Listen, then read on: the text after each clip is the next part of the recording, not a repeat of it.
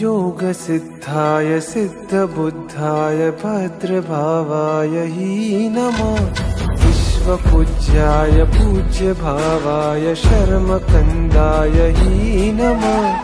वागीश्वराय वागम्भीराय वाग्मिताय हि नमः।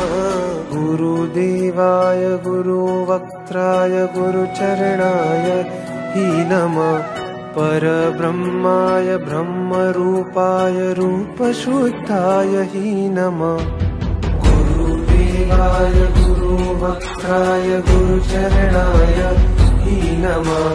परब्रह्माय ब्रह्मरूपाय रूपशुद्धाय हि नमः।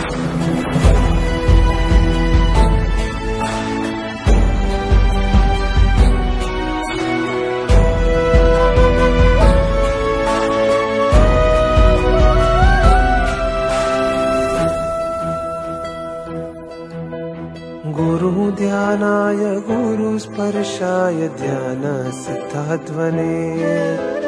गुरुशुभ्राय शुभरत्नाय रत्नत्रयीकारिणे।